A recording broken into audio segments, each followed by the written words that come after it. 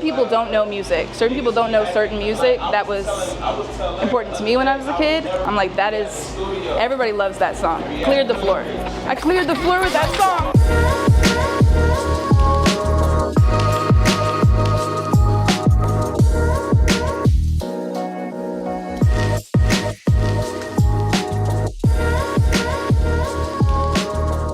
My name is DJ Nxstalgia, and it was trials and tribulations to figure out my name, but eventually we came on Nxstalgia because that's one of my favorite words, and it's also how I want people to feel when they see me DJ. I want people to feel nostalgic. I play music that's nostalgic, but I blend it in a way that's different, and so it's triple name. Don't forget the X, which is in my name, Nxstalgia. And don't forget the music, and don't forget the set. Come back. So that's pretty much where it all came from.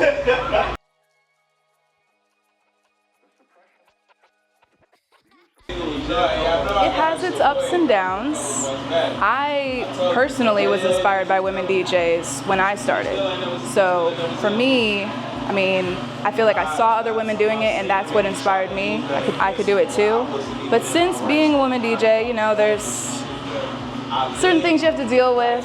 The kind of like being the contradiction between wanting to be seen but not wanting to be seen just for your looks can be something that's hard to navigate. Because really, I do this because I love the music, and I want people to remember me for that. But finding that balance between, yeah, I'm still cute, I guess I could still be cute, but I don't want y'all to just think I'm cute. Like, I'm serious about this. It's probably been the most challenging thing for me, but I enjoy it a lot. I wouldn't want to not be doing this, so I'll deal with it, you know.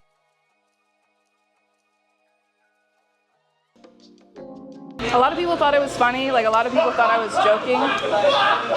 To be fair, I was at first kind of thinking it was just going to be a fun little, yeah, I'm just going to learn how to DJ, why not? But then I got the board, and it was like, I spent days and days and days trying to figure it out. Just taught myself, immediately was really, really inspired by what I could do. I've always really loved music. I mean, I was a band nerd growing up. Nerd alert! So I have that background, but music has also always gotten me through some of like the hardest times in my life, and I was kind of going through it when I started DJing, so it was like it brought me back to life in a way. Yeah.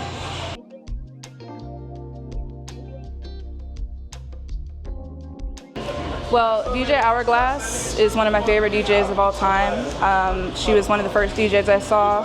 I remember when I met her and she followed me back on Instagram, I cried that day. I was like, it was very serious to me.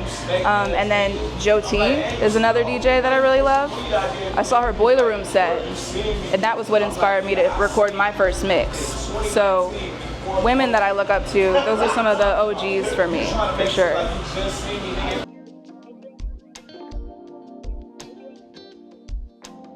So I don't plan the whole set, but I do choose new music for each set. So I'll go through and I'll download some new music. I might add some favorites from before, and I mainly just practice with the music for a few days leading up to a set. I pick maybe the first song that I'm going to start with in my head, even though that changes sometimes too.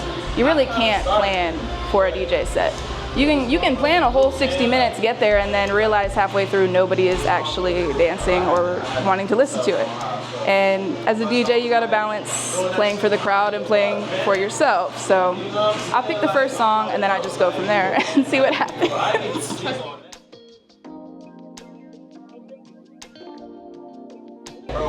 I think a funny experience, not necessarily the worst, but a funny experience that was kind of bad, and something I had to realize is like, certain people don't know music. Certain people don't know certain music that was important to me when I was a kid, and now I'm realizing a lot of people are younger than me. And then if you play for a crowd that's a few years too young, they might not know the song at all. I played Yeah Yeah by Usher. I'm like, that is, everybody loves that song. Cleared the floor. I cleared the floor with that song. Damn. I'm sorry. Which was funny. All I could do was but right. And I looked around, everybody else was like younger. I was like, oh, okay. So, but I mean, as far as like any bad experiences, I think just I've done certain gigs where I'm like, I'm doing it for the love of the game, but then a lot is expected of me. Like I've been at sets before where I'm DJing for like 4 or 5 hours and I don't get paid. I'm not doing that anymore. Rookie mistake. But I think the best set that I've ever had before was probably at Blender, and I think it was the Blender, our first Blender this year. It had been like 6 months since we had a Blender, and this was my first Blender going into it that I was doing the main planning and directing and everything. So I was really nervous, but we ended up having like almost 150 people who bought tickets or showed up. And the crowd, it was like a lot of people, since I've been doing this for 2 years, you know, they know me or they recognize me. It was like as soon as I got up there, whole crowd's there. I just kind of black out when I DJ, but I had a friend who was recording and kind of like going in and out of the crowd. And just seeing the dance circles, just seeing the excitement, getting to see it back, you know, was really special to me. But the energy in the room was amazing that night for sure.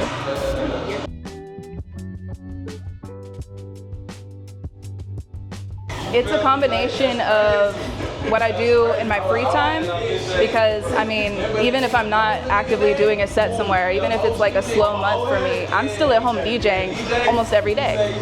So even just having a session by myself can bring me back when I'm feeling discouraged, or like sometimes if I'm just having a rough day, I'll just pull my board out, shut everything else off and just DJ for like an hour. But besides from that, it's definitely the people. Like I do this for other people. It very much feels like a service job in a way to me. And you know, I've had people come up to me drunk, but people come up to me after sets and they're like, thank you. Like they just say thank you. Then just walk away, basically. I've had people do that. And just being able to connect with people in that way and create a really amazing experience for them, that's why I keep doing it at the end of the day.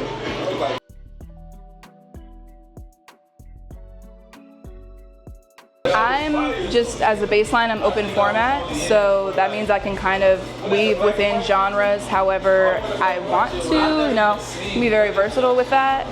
But I think I like, you know, house music, R&B, hip hop, just like things that get you moving usually is what I like, but a lot of the music I grew up on was like R&B and hip hop. So I always weave that in some way into my sets. And I also really like to play and showcase local Atlanta music because I'm from here too. So I think it's really important as DJs here to put that out there in our sets and to make sure that that's still represented, because, you know, we don't always get the love that we deserve here in Atlanta. Definitely the artists don't, and I feel like there's a lot of people, new people who've come and may not actually know the music. So if you're here, you should hear it. And I think DJs should play it. And I'm one of those DJs who does that for sure.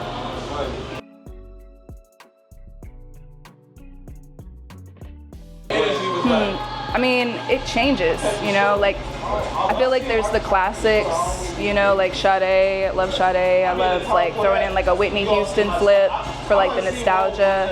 I also really like Gucci Mane. I'll throw him in a set almost every time. And like Doechii recently, although I will say like even before she kind of popped off, I was tapped in, I'll say it, I was. And she's great.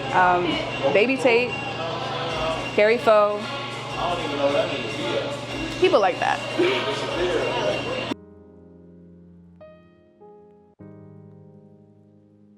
It depends. Requests are definitely on a, it depends. If it's somebody's birthday and I'm DJing for your birthday party, okay. If it's just your birthday and we're here together, I'm sorry. I'm probably not gonna have whatever song you wanna hear. And if I do, and it throws off the whole set, I'm not gonna do it.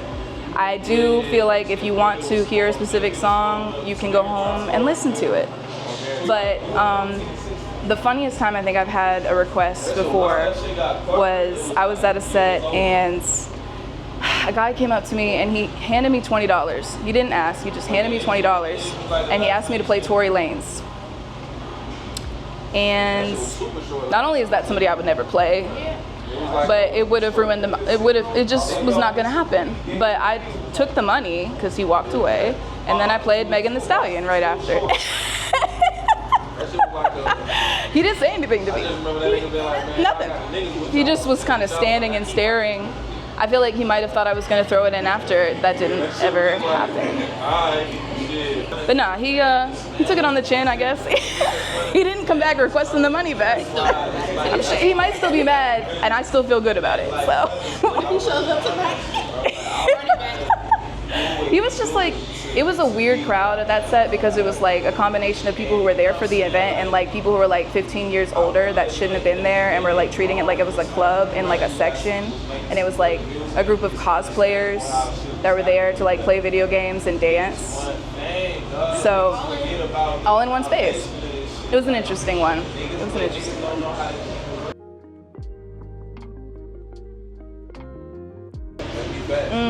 It's gonna go back to DJ Hourglass and Joe T.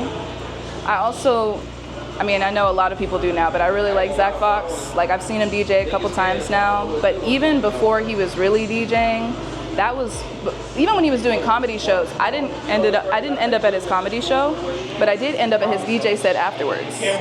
So before he really popped up on the scene, I already saw him as a DJ, and it kind of made sense to me when he decided to actually like do that for real. Like he's an amazing DJ. Yeah, he and his wife, they both DJ. They DJed together that night. I met him actually. Like it was way before he like blew up. He has a wife. Sorry to break it to you. And she's really nice.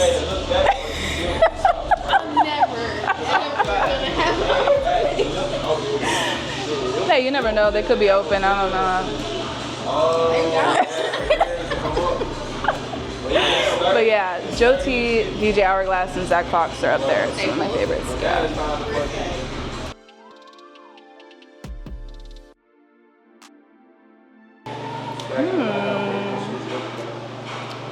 I really just, as far as like just in general performance, I want to do a festival. I won't say any festival, but any festival that fits within the genres that I DJ, which is a lot. So there's a lot of options, wink, wink. And I think it's hard for me to choose an artist that I would want to DJ for, but a DJ that I would really like to do a back-to-back with would probably be like Joe T, would be like my dream, B2B. We're on a set together. That's when I know I've really like, I've made it a little bit. If I get on a list like that, yeah.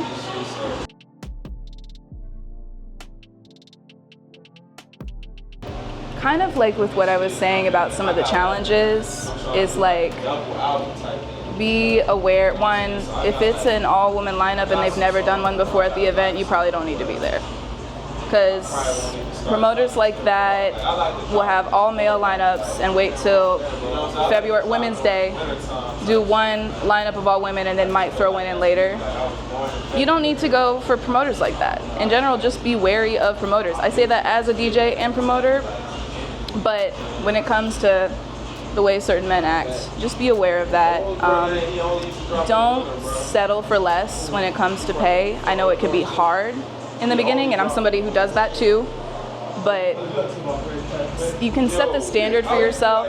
You don't have to accept every single gig just because you're starting out or just because you want exposure, because a lot of times,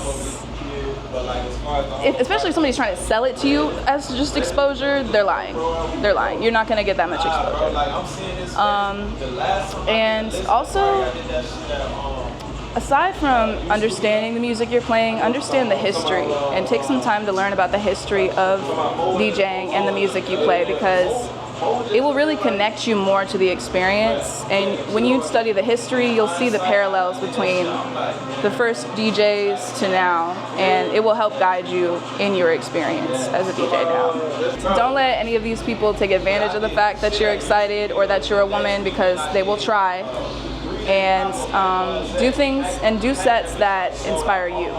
I get it sometimes if you need some money and you're going to accept something a little bit less. We've all been there, but understand your worth as a DJ and as a woman when you're in these spaces, because they will not do it for you. They won't.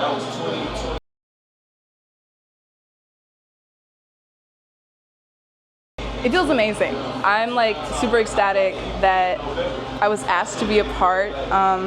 Been DJing for a while and I'm like, have never done an interview. Like, this is my first DJ interview, so I'm super excited, really thankful. You did? Yeah, so I feel really happy and really excited for it. Yeah. DJ Nxstalgia is vivacious. DJ Nxstalgia is magnetic. DJ Nxstalgia is intellectual. And DJ Nxstalgia is happy.